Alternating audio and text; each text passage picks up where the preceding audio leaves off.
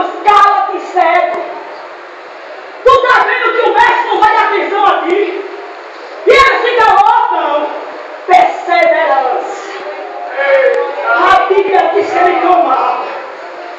Eu costumo assim pensar que Bartimeu, quando Jesus passou, ficou: Jesus, filho de Davi, tem misericórdia de mim, meu baixinho. Jesus, filho de Davi, tem misericórdia de mim. Aí a multidão diz: cala a boca, cego. Ele não vai te ouvir, não. Está vendo que o mestre não vai te ouvir?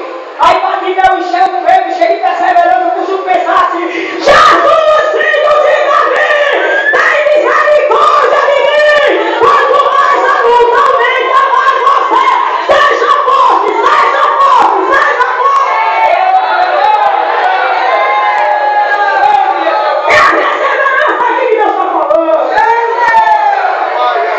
Você persevera e eu honro a sua perseverança. Se tem uma coisa que Deus gosta, é de ver o crente no fim da voz perseverante. Se tem uma coisa que Deus gosta, é de ver o diabo pelejando contra o crente e o crente de pé. Se tem uma coisa que anima os céus, é ver o diabo dizendo: esse aqui está morto, e o crente fica de pé de novo vivo.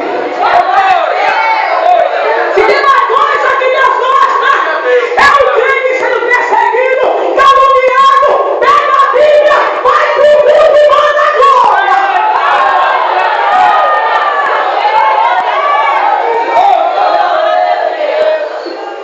Quanto mais o povo mandava, Bartimeu fui lá.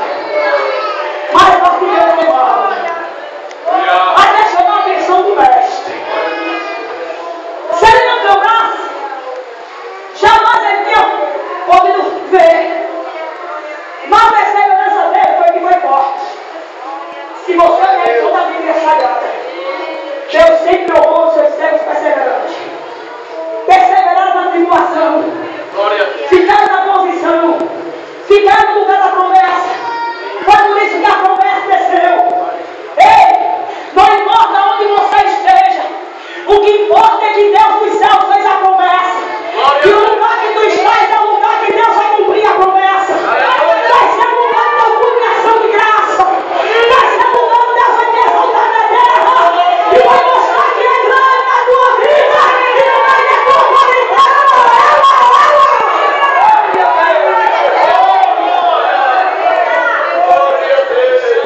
A Bíblia diz que Ana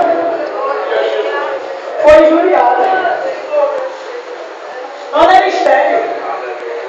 E naquela época a mulher estéril é terrível. Era desonroso. Era uma árvore infrutífera. Mas a Bíblia diz que Ana tinha um negócio nela que agradava.